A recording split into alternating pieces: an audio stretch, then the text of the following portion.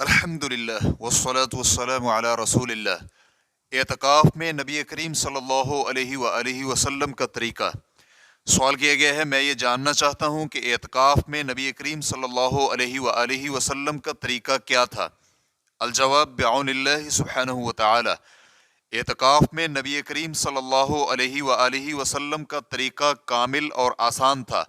नबी करीम सल्लल्लाहु अलैहि वसल्लम ने रमज़ानुल मुबारक में लैलतुल क़द्र की तलाश में एक बार रमज़ान का पहला और दरमियाना अशरा एतकाफ़ किया, और फिर उन पर यह ज़ाहिर हुआ कि लैलतुल क़द्र आखिरी अशरा में है, तो रसूलुल्लाह सल्लल्लाहु अलैहि वसल्लम ने आखिरी अशरा का एतकाफ़ हमेशगी के साथ करना शुरू कर दिया, हत्ता कि अपने रब से जा मिले। नबी करीम सल्लल्लाहु अलैहि वसल्लम ने ज़िंदगी में एक बार आखिरी अशरे का एतकाफ़ न किया तो उसकी क़ज़ा में शव्वाल का पहला हफ्ता एतकाफ़ किया।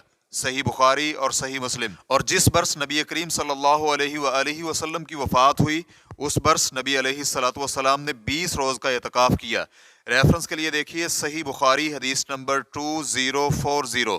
कहा जाता है कि इसका सबब यह था कि नबी करीम सल्लल्लाहु अलैहि वसल्लम को अपनी मौत का इल्म हो चुका था, इसलिए उन्होंने चाहा कि खैर व भलाई के काम ज़्यादा कर लिए जाएं, ताकि वो अपनी उम्मत के लिए ये बयान कर दें कि जब वो अमाल की इंतहा को पहुँचें तो अमाल सालिहा कसरत से करने की कोशिश करें, ताकि वो अल्लाह सुब्हानहु व तआला से बेहतर हालत में मिल सकें। और ये भी कहा गया है कि इसका सबब ये था कि जिब्रील अलैहिस्सलाम हर रमज़ान में नबी अलैहिस्सलातु वस्सलाम के साथ कुरान पाक का एक बार दौर किया करते थे, और जिस साल नबी अलैहिस्सलातु वस्सलाम की रूह कब्ज़ हुई उस बरस 2 बार दौर किया, तो इसीलिए नबी अलैहिस्सलातु वस्सलाम ने 2 बार जितना एतकाफ़ किया। और इससे भी कवी सबब यह है कि नबी अलैहिस्सलातु वस्सलाम ने जिस बरस 20 अय्याम का एतकाफ़ किया, उससे पहले बरस आप सफ़र पर थे। इसकी दलील ये हदीस है। उबई बिन काब रज़ियल्लाहु अन्हु बयान करते हैं, रसूलुल्लाह सल्लल्लाहु अलैहि वसल्लम रमज़ानुल मुबारक का आखिरी अशरा एतकाफ़ किया करते थे, तो एक साल आप सफ़र पर चले गए और एतकाफ़ न कर सके, लिहाजा आइंदा बरस नबी अलैहिस्सलातु वस्सलाम ने 20 यौम का एतकाफ़ किया। इसे नसाई और अबू दाऊद ने रिवायत किया है, और ये अल्फाज नसाई शरीफ के हैं, और इब्ने हिब्बान वगैरह ने इसे सही करार दिया है।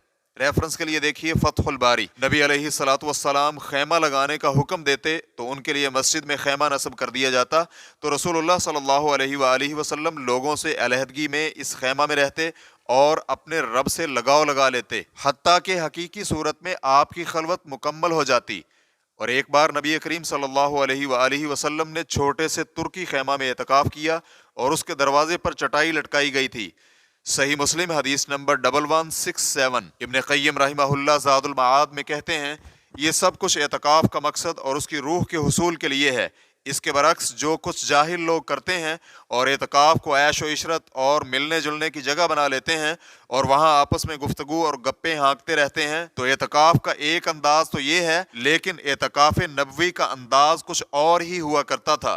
रेफरेंस के लिए देखिए ज़ादुल मआद जिल्द नंबर 2 सफ़ा नंबर 90। और नबी अलैहिस्सलातु वस्सलाम एतकाफ़ की हालत में मस्जिद के अंदर ही रहते, वहाँ से सिर्फ ज़रूरत की बिना पर ही बाहर तशरीफ़ ले जाते थे। सैयदा आयशा रज़ियल्लाहु अन्हा बयान करती हैं कि जब रसूल अकरम सल्लल्लाहु अलैहि वसल्लम एतकाफ़ की हालत में होते तो ज़रूरत के बगैर घर में तशरीफ़ नहीं लाते थे। सही बुखारी हदीस नंबर 2029।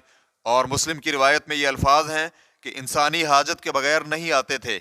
इमाम ज़ोहरी रहमहुल्लाह ने इसकी वजाहत की है कि पेशाब और पखाने के लिए बाहर निकलते। नबी अलैहिस्सलातु वस्सलाम दौरान तवाफ़ अपनी सफाई का भी ख्याल रखते थे और मस्जिद से ही अपना सर मुबारक आयशा रज़ियल्लाहु अन्हा के हुजरा में करते, तो वो नबी अलैहिस्सलातु वस्सलाम का सर धोती और कंघी कर देती थी। सैयदा आयशा रज़ियल्लाहु अन्हा बयान करती हैं कि नबी अलैहिस्सलातु वस्सलाम एतकाफ़ में होते तो मेरी तरफ अपना सर करते, तो मैं हालत हैज़ में ही उन्हें कंघी करती थी।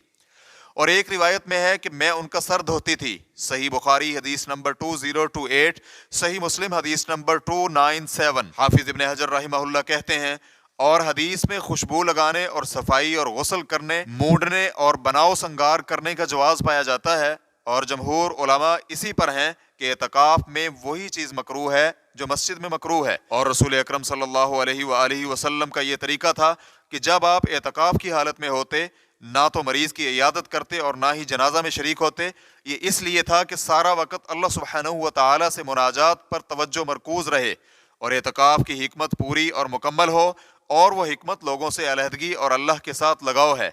سیدہ عائشہ رضی اللہ عنہ بیان کرتی ہیں کہ اعتکاف کرنے والے کے لیے سنت طریقہ یہ ہے کہ وہ نہ تو مریض کی عیادت کے لیے جائے اور نہ ہی جنازہ میں شریک ہو اور نہ ہی بیوی سے مباشرت کرے اور اسے چھوئے، اور کسی بھی ضرورت کے لیے وہاں سے نہ نکلے، لیکن جس ضرورت کے پورا کیے بغیر کوئی چارہ کار نہ ہو اس کے لیے نکل سکتا ہے۔ ریفرنس کے لیے دیکھیے سنن ابی داؤد حدیث نمبر 2473، اور علامہ البانی رحمہ اللہ نے اس حدیث کو صحیح ابو داؤد میں صحیح قرار دیا ہے۔ امام شوکانی رحمہ اللہ نیل الاوطار میں کہتے ہیں بیوی کو نہ چھوئے اور نہ ہی مباشرت کرے، اس سے سیدہ عائشہ رضی اللہ عنہا نے جماع مراد لیا ہے۔ نبی کریم صلی اللہ علیہ وآلہ وسلم جب اعتکاف کی حالت میں ہوتے تو آپ علیہ الصلوۃ والسلام کی بعض ازواج مطہرات آپ کی زیارت کے لیے تشریف لاتی، اور جب وہ جانے کے لیے اٹھتی تو آپ انہیں گھر تک پہنچانے کے لیے ان کے ساتھ تشریف لے جاتے، اور یہ رات کے وقت ہوتا تھا۔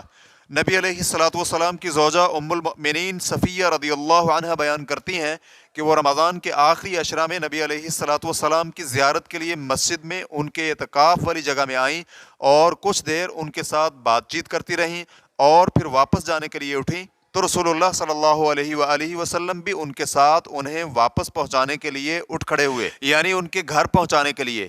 صحیح بخاری حدیث نمبر 2035، صحیح مسلم حدیث نمبر 2175۔ خلاصہ کلام یہ ہوا کہ رسول اللہ صلی اللہ علیہ وآلہ وسلم کا اعتکاف آسانی اور سہولت کی علامت تھا، نہ کہ سختی و شدت کی، اور رسول اللہ صلی اللہ علیہ وآلہ وسلم کا سارا وقت اللہ کے ذکر اور لیلۃ القدر کی تلاش میں اللہ سبحانہ و تعالیٰ کی طرف متوجہ رہنے اور اس کی اطاعت و فرما برداری میں بسر ہوتا تھا۔ واللہ تعالی اعلم۔ اسلام کیو اے ریکارڈنگز، مؤسسۃ الشیخ محمد صالح المنجد، المملکۃ العربیۃ السعودیہ، فتویٰ نمبر 12658۔ والسلام علیکم ورحمۃ اللہ وبرکاتہ۔